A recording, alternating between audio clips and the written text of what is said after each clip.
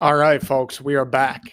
This is the Detroiter. I'm your host, Nick Bradley. We're presented by the Second String, Detroit Sports Nation for the first time officially, for the first time technically, all that good stuff. Detroit Sports Nation sponsoring your boy this evening.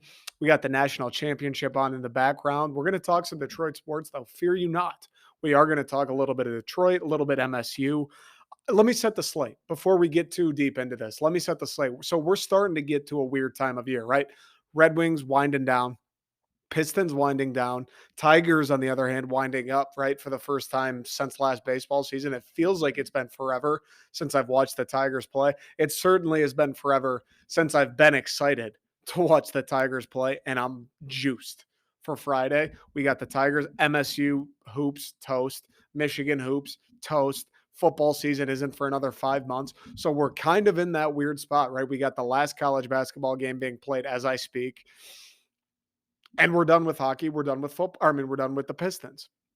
It is officially that time of year where it's Lions draft, which we will get into as April progresses. I think the draft's like the 27th.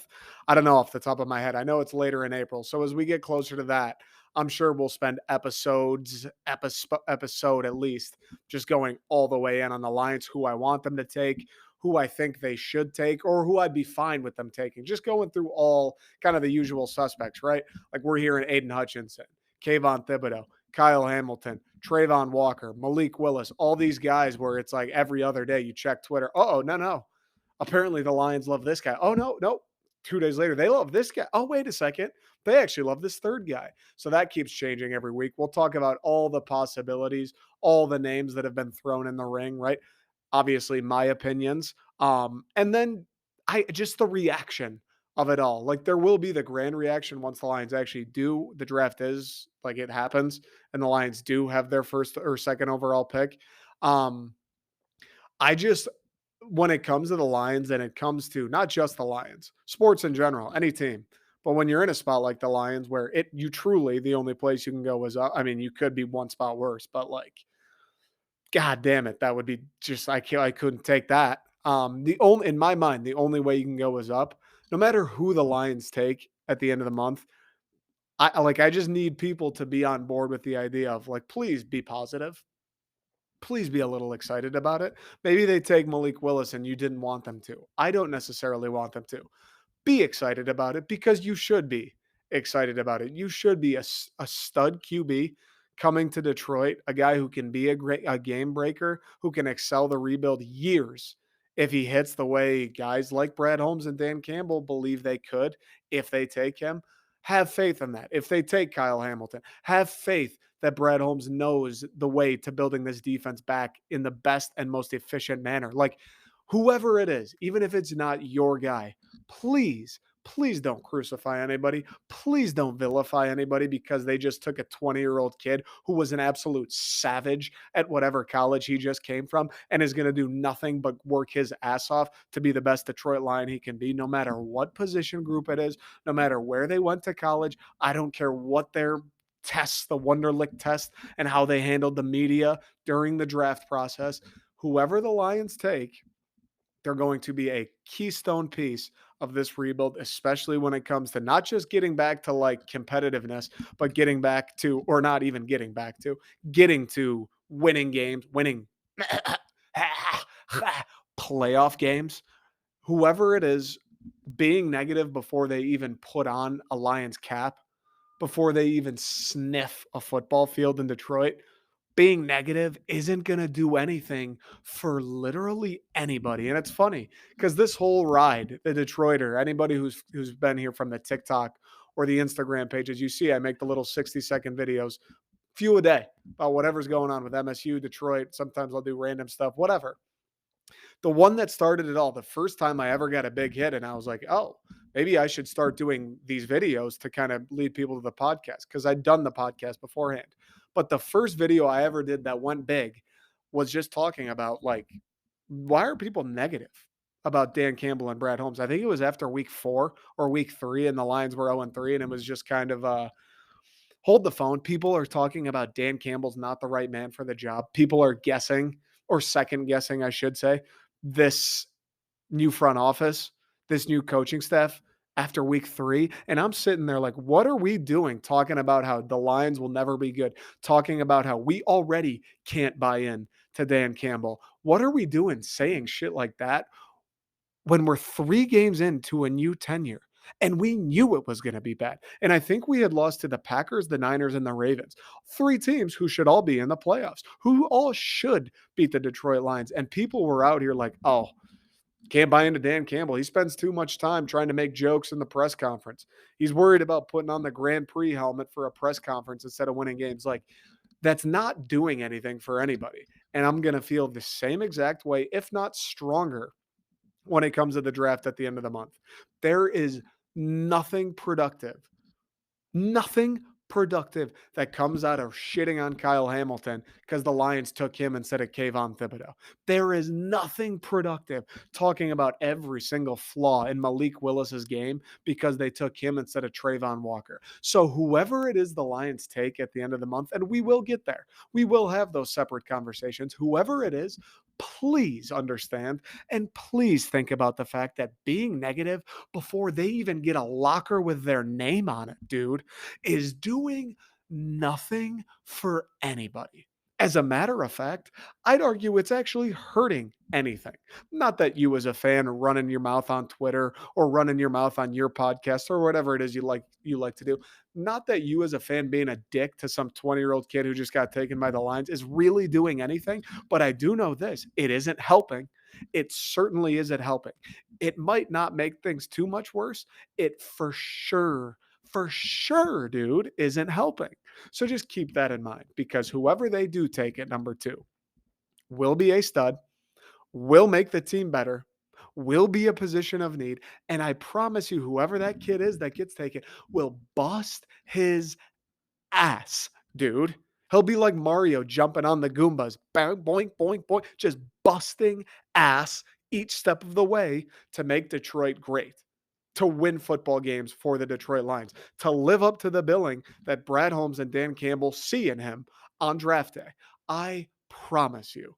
That's the only thing I want to say about the Lions draft before we actually get to draft week, because that's when I'll probably do the deep dive episode. That's when we'll talk each and every prospect one by one, talking about what they bring, what I think, this, that, the other, the in-depth draft episode.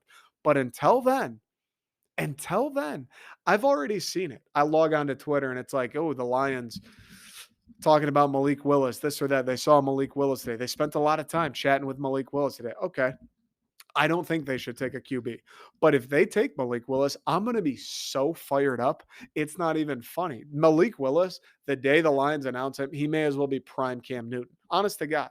He may as well be Joe Montana, brother. Like, I'm going to build this guy up, at least in my head and out on my socials and on here. I'm going to build this guy up as a Greek god of throwing footballs.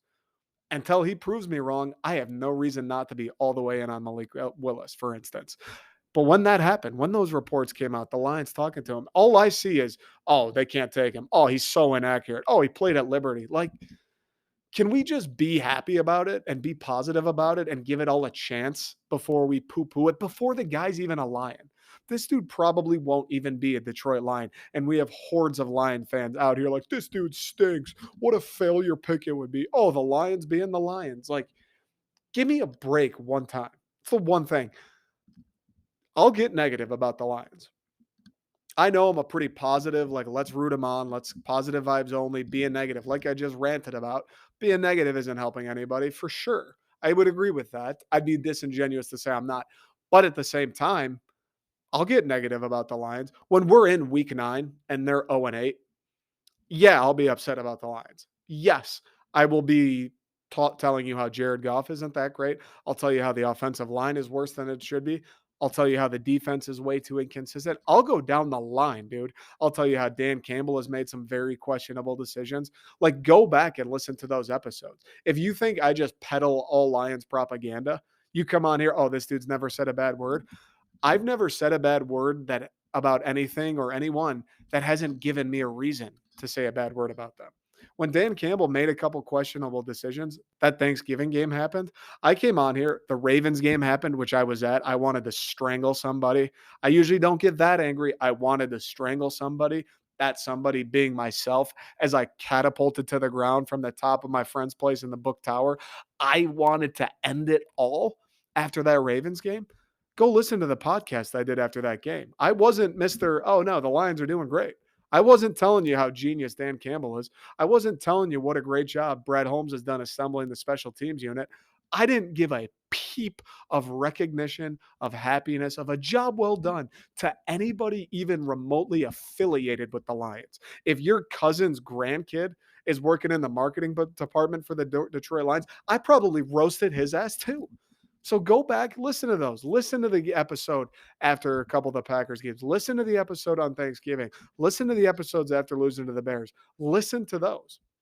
It's not always happiness. It's not always just pump Dan Campbell's fucking tires, dude.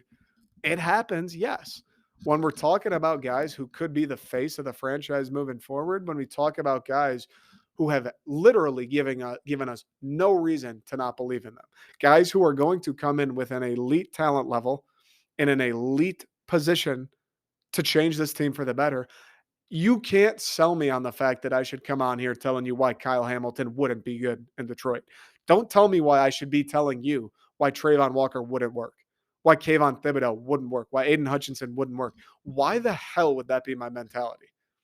Until I see the day where Aiden Hutchinson isn't working for the Detroit Lions, until I see the day where we're 2 years in, Malik Willis isn't working for the Detroit Lions, I'm going to be nothing but positive, no matter who the guy is, because that's the only way to go about it in my mind. Being negative about something like that, being negative about a guy who just by happenstance got drafted by the Detroit Lions a week ago, even though he's never played it down in Detroit, just because, oh, he wasn't necessarily the guy you wanted. He's not necessarily playing for the New England Patriots. Those are the reasons, because the Lions have been bad historically and he's not the guy you liked. So this dude's never going to be good. He's never going to help the Lions. Let's write him off. He's 20 years old. He's been here for 3 weeks. Let's write him off. Get rid of him. He stinks. Really? Don't forget, people were doing that with TJ Hawkinson. I remember. There are people that will tell you, oh, no, I was never negative about it. I remember after Hawkinson's rookie year, people being like, this guy's a bum. I remember that. Jeff Okudah, people are lower than low on, and rightfully so. Jeff Okudah's a guy. If you're going to come on and blast Okudah, okay, dude. I'm not going to sit there Jon Snowing against you. I'm not going to. Fine. You can do that. I hear you. I understand. He should be performing better than he has. Am I totally out on Jeff Okudah? Obviously, if this season he's back to being injured or he doesn't perform well, then it's probably time. But I still have a little bit of faith in Hefe. Free him. Free that man. You don't just forget how to be elite at something. Martin Garrix doesn't just forget how to fucking turn tables. Eminem doesn't just forget how to rap. Dali doesn't forget how to paint, dog. There's got to be something left there with Jeff Okudah, and I'm willing to see it this year. I'm willing to give him another chance. I can see the negative aspect with Okudah because he actually has done things on the field that would lead me to believe at times, okay, maybe not. Maybe my nature is to give the positive the benefit of the doubt, right? See the silver lining with Jeff Okudah. If he can become good, then that saves us. And it could be great. Maybe that's my predisposition to it, which I'm happy about. But to sit here and do the whole, like to have the same mentality that you have with Jeff Okudah with a guy like Malik Willis, if they were to take him, or Kyle Hamilton, or all the names we've said, to have that kind of mentality with one of those guys, just because they're not the dude you wanted, just because the Lions took him, like that's blasphemy. That's blasphemy. It doesn't help anybody. It's not the thing. Like being more negative about the Lions in the very few goddamn times they don't give you a reason to be negative about them. I just don't get it. Like, don't you want to enjoy it? So bad in my heart, I want to enjoy the Detroit Lions. So bad in my heart, I want to pull up on the month of September wearing my Lions gear, looking at my friend like, dude, we get 17 games of the Lions starting next Sunday. Dude, we could make the playoffs this year. Dude, let's win 8 games. We got some exciting guys. DeAndre Swift, I love the coaching staff. I want to pull up on September with more Honolulu blue pumping through my body than they have in the sea surrounding Hawaii. That's all I want. I want to be excited about the Lions. I want to be happy about the Lions. When we're in the thick of it and they're 1-10 and we're looking at down the barrel at another top 3 draft pick, yes, I'm going to come on here spitting fire. flaming you, flaming you, flaming you. You're the dude that washed the towels last week. You stink too. I'll kill everybody. I don't care. But when I have a moment to enjoy something related to anything, specifically an entity as dark as the Detroit Lions, I have to seize it. I want to seize it. And isn't that why any of us are into sports? To enjoy the good things that happen, not just sidestep them and point out the multiple bad things. Not not even pointing out a bad thing. Making a good thing a bad thing before that thing's even gotten off the ground. Isn't the point of sports and life in general to just enjoy stuff? So I'm going to enjoy whoever the Lions take. I'm going to enjoy Hard Knocks. I'm going to enjoy the offseason. I want to enjoy the Lions. When they actually physically go out and play the football games, that's when historically in my life they've given me reason to not enjoy them. Hopefully that changes with the new front office and the new regime. But this offseason stuff, drafting a guy who could be the future of the franchise, that's something I can enjoy. That's something I want to enjoy. So don't kill something beautiful before it's even happened. We're going to take a quick break.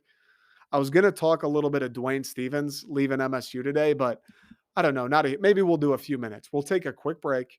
We're going to talk a little bit of Dwayne Stevens leaving, maybe 5 minutes, and then we'll talk Tigers opening day, 15, 20, 25 minutes. They just scooped up Austin Meadows.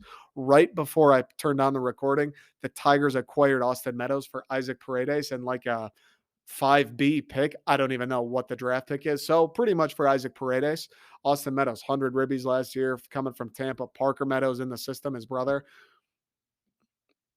I think the Tigers front office wants to win baseball games. Isn't that weird? I feel like I should be like a little quieter when I say that. I feel like someone's watching me that's going to get me in trouble. I think Chris Illich and Alavila, nobody's paying attention. Nobody's watching. I think they kind of want to win a few baseball games in Detroit this year. Ooh, I haven't felt this in a long time. It's like the first time a girl kisses you. You're like, oh, okay, that's kind of nice. Alavila wants to win a couple ball games. They want to sell out Comerica this year. They want to make it interesting, maybe host a few playoff games. Ooh. Is it Christmas already? Quick break. Before I even spend a moment talking about the Tigers this year and the expectations and where are they going to finish? How many games are they going to win? Are they going to make a playoff game? Are they going to have a playoff series? Are we going to see playoff games in October in Detroit again? Is that's what's going to happen? Are Torkelson and Riley Green and this young and up and coming staff, Casey Mize, Matt Manning, Tarek Skubal, Akil Badu, are these guys, are they going to be enough? The new age, the new era of Detroit baseball, are these young fellows coming along going to be the difference in mediocrity and even sub mediocrity to, once again, being a playoff contender? At the very beginning of these guys' career, nonetheless. Torkelson's first year, Riley Green's first year, Badu's second year. Is that going to be enough to get this team back to where Detroit baseball should be every single year? Is that it? Before we dive in, before we debate, I just want to appreciate and take a moment to bathe. Fucking dude, make like BYU for a second. Just soak. I mean, we make those Mormons look like they haven't heard of anything pruny in their lifetimes. I want to just soak in the fact that the Detroit Tigers have us even talking about potentially making a playoff appearance. Just get raisiny to the max. I want to look like I came out of one of those red little cartons. What are Mrs. Sunshine's raisins? I want to look like I popped out of that thing this morning, threw on a t-shirt, and somehow grew a mouth and started talking. Just bathe in the idea that the Detroit Tigers may be in the playoffs. Not even that they will be in the playoffs.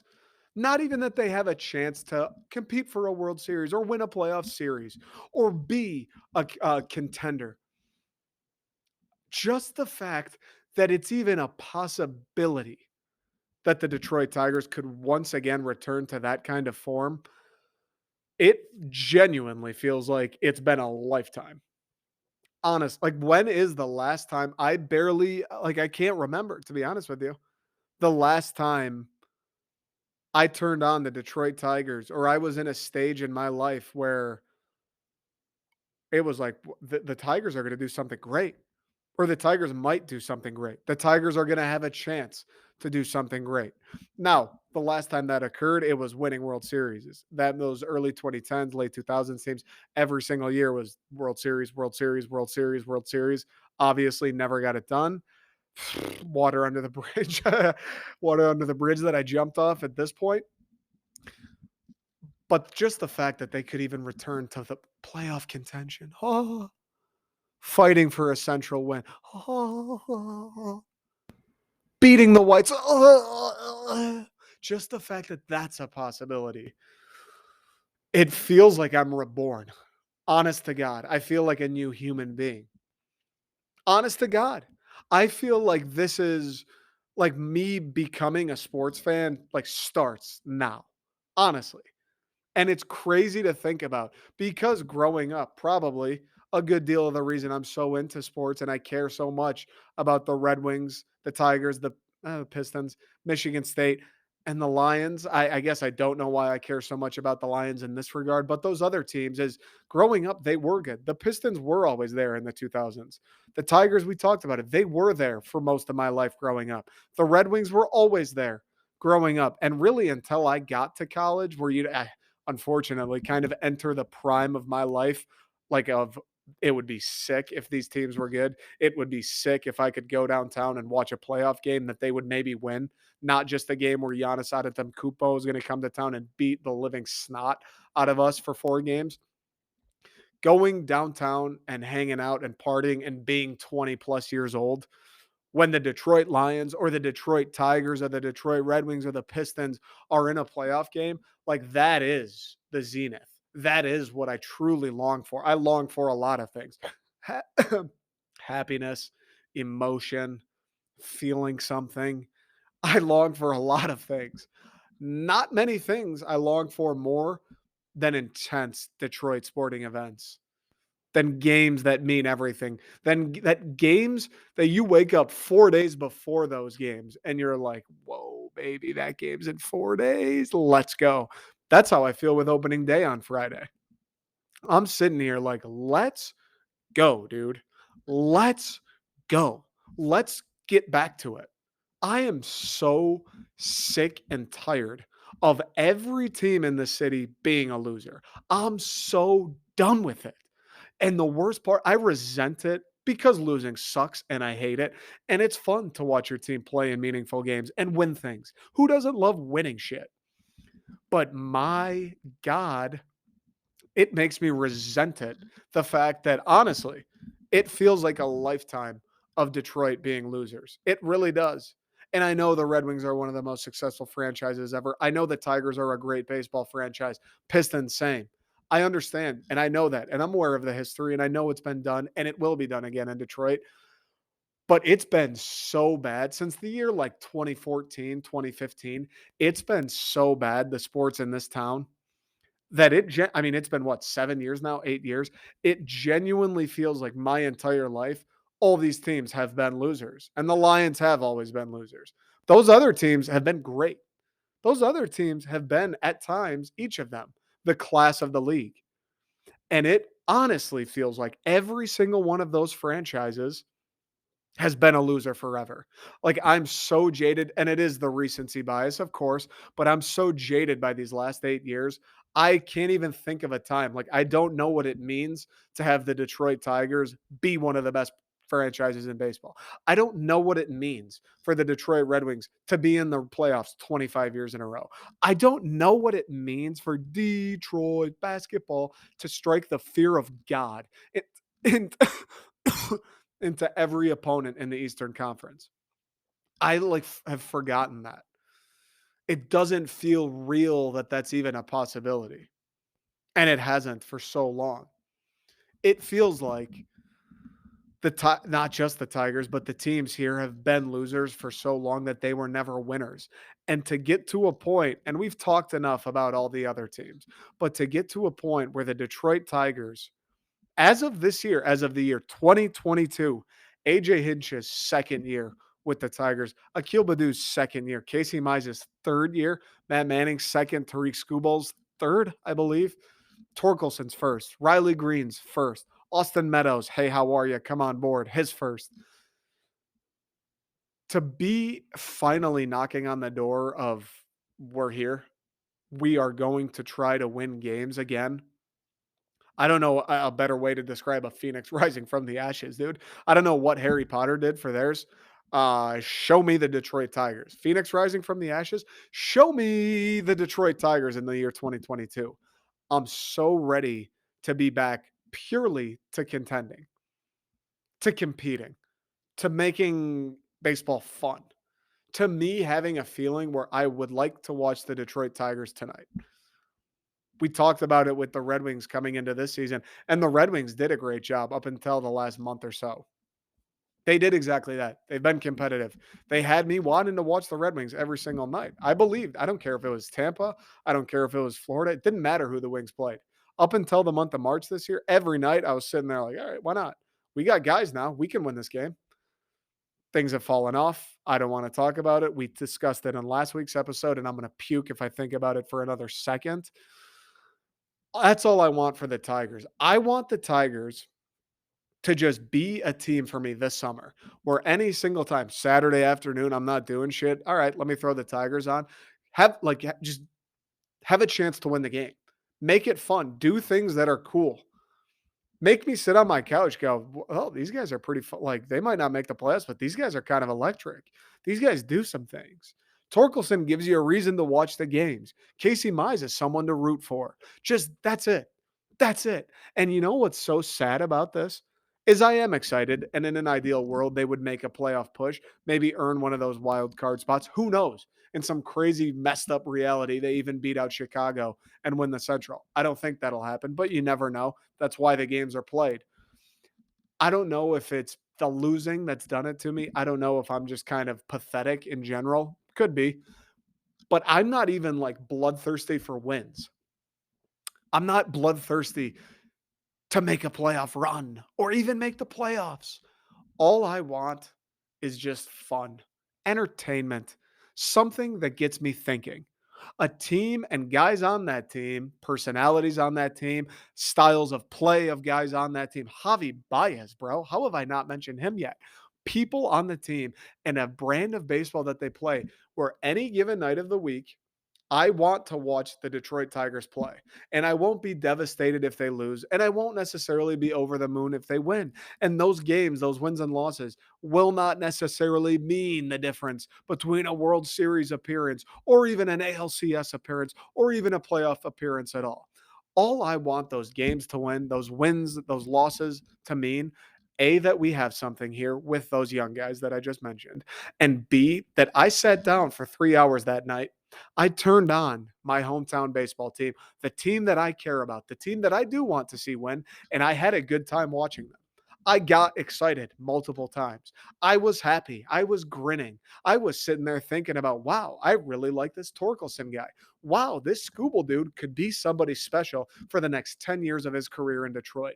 That's all I want this opening day. That's all I want out of the Detroit Tigers in 2022. Cream on the cake. We make a playoff appearance, maybe don't even win a series, but hey, we're back. It's October. We're in Detroit. Things are all right again in the universe. Ideal scenario, right? That is the ideal scenario. Who doesn't want their team to win games? Who doesn't want to see the people they like in the playoffs and succeeding, right? That's why we watch the sports. That's why they play the sports. That's why the sports exist in the first place. Outside of making the owners a disturbing amount of money, they exist to win and move on and advance and hang banners and win trophies. I don't need Detroit to do that this year, though. Just be exciting. And I think, you know what? They had, besides Austin Meadows, they have and had made enough moves this offseason that I think they will be exciting. I think even if the Tigers had made no moves outside of the organization, they don't go get Eduardo Rodriguez, they don't go get Tucker Barnhart, they don't go get Javier Baez. If they don't do one single thing that acquires talent that didn't exist in the Detroit Tigers organization previously, I think they'd be a fun team to watch regardless. I think they'd maybe make the White Sox sweat a little bit regardless. Now you're telling me they're going to go out and sign Javi Baez, and he's not Carlos Correa. And on the deal, Carlos Correa signed for in Minnesota. You would think the Tigers could have got him, and now they got to play him, what, 26 times a year? Not great, but they did go get Javi Baez, and he's a good player, and he's that exact type of player that I just mentioned. Someone who will keep you coming back for more. Someone who is fun. Someone who will leave you with memories and create electric moments at Comerica Park. Someone who, above all else, will make the Detroit Tigers a fun team to watch 162 times.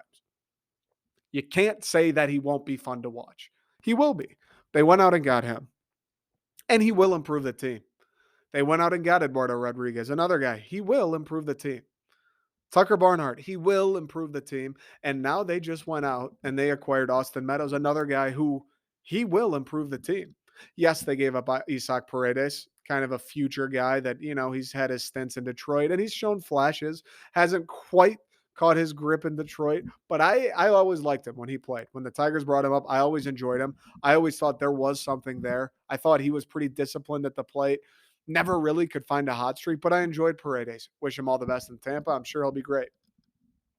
They bring in a 100 RBI guy in Austin Meadows, a guy that can rake.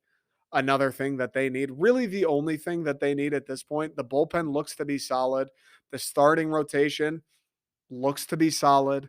The lineup looks to be all right. That's the only thing they desperately needed to improve on this season. They did by bringing up Torkelson. They announced him on the opening day roster. They will when Riley Green comes back from the 6 to 8 weeks he's about to miss with the fractured foot, which, by the way, that's the reason they're bringing in Austin Meadows, I believe, is because they don't want to go 6 to 8 weeks without a Riley Green. Which, two things about that make me happy. First, the Riley Green thing sucks. To have Torkelson up in Detroit on opening day and the positive vibes and the energy that are going to be in that ballpark and surrounding this team on Friday, not to have one of your flag bearers for the next 10, 15 years of the Detroit Tigers, not to have him in the lineup when the other guy in Torkelson will be, that sucks. That blows. I mean, nobody's going to be more devastated than Riley Green. Like, Comerica is going to be buzzing. It's going to be buzzing this weekend. They announced, I think, last week, maybe even 2 weeks ago, that they had sold out opening day already. Like, it is going to be buzzing on Friday. It's going to be buzzing on Saturday, and it's going to be ludicrous on Sunday. All weekend, Comerica, there's going to be an energy in that building that hasn't been there since 2014. That's a fact.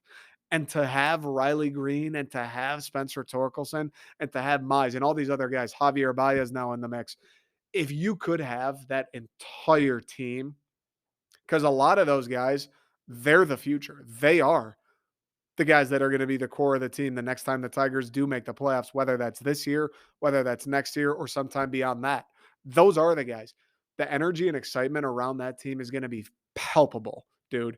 And the fact that Riley Green, the one, like, we're going to have one odd man out, it breaks my heart. But there is a positive to this.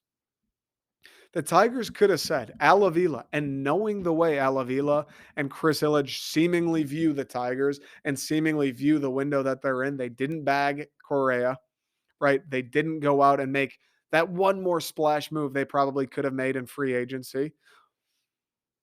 I think we all kind of thought they looked at this year somewhat as a bridge year. We'll bring in Torkelson, we'll bring in Green, we'll see if the rotation, Mize, Manning, Skubal, these guys take another step. We'll bring in Javi Baez. We'll bring in Eduardo Rodriguez. We'll make this team better. We'll improve this team. We will win more games with this team. But it felt like they viewed the Tigers and the window that they're in as like another year, maybe 2 years. Like kick the can down the road a little bit longer. Then they announced Torkelson's on the day one roster. And then when Riley Green gets hurt, they go out and they get Austin Meadows. They deal a young guy in Paredes and a pick for Austin Meadows to replace Riley Green because they're not interested in waiting 6 to 8 weeks for a starting outfielder. They don't want to sacrifice however many games it could potentially be in those 6 to 8 weeks just because Riley Green happened to fracture his foot. They don't want to sit around and say, whatever, whatever. Hopefully we win enough games first couple months of the season. And then when Riley comes back, we plug him in and things get even better. They don't want to take that chance.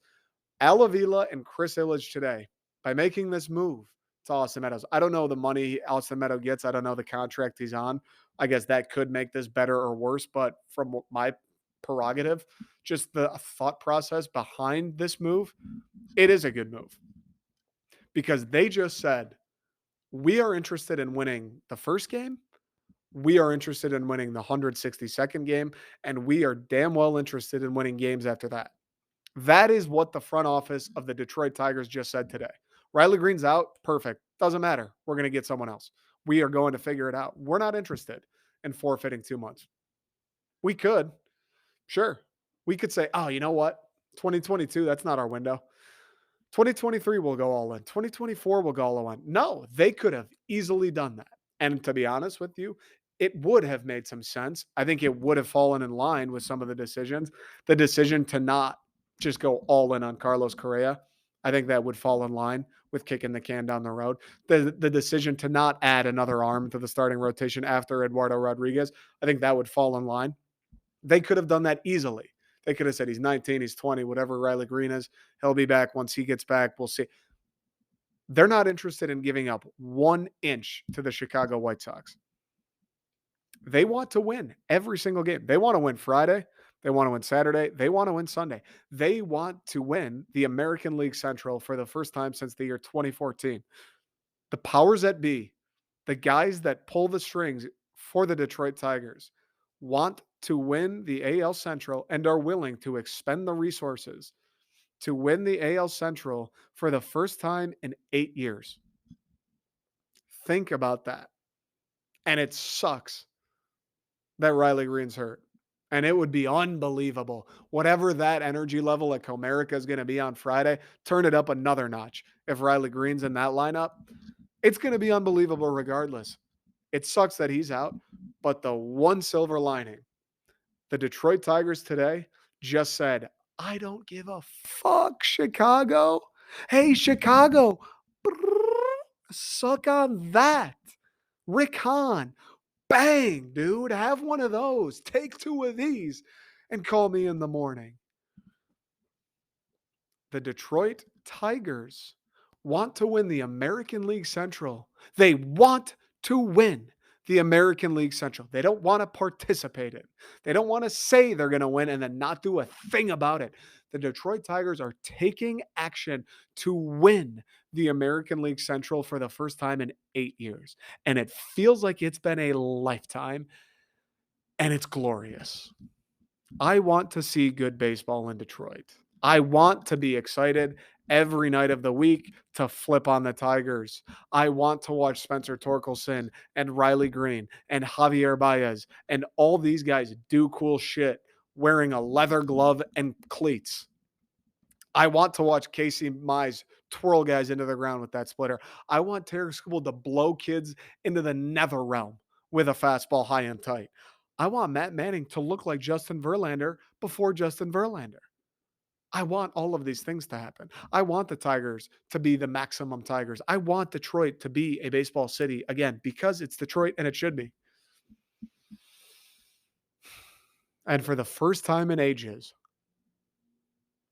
they're making it happen. For the first time since I was 16. That's not even a joke. For the first time since I was 16, the Tigers are going to be fun. And they may not make the playoffs. If they do, they probably won't win a series. They may not even be a 500 team. But guess what? They're trying. They will be fun to watch. And they officially have begun a new era of Tigers baseball that has nothing to do with tanking, has nothing to do with being a joke, is done being a doormat.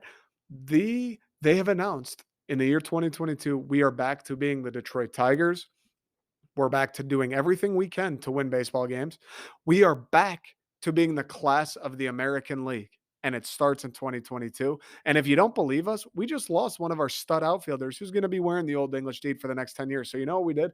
We went down to Tampa and fleeced them for one of their guys who's going to plug right into the lineup opening day, probably rack up a couple ribbies, maybe a solo shot against the Chicago White Sox in a game that we very well may need at 162 to get us into the playoffs, to get us into that wild card spot. That's what the Detroit Tigers did. It's going to be tough.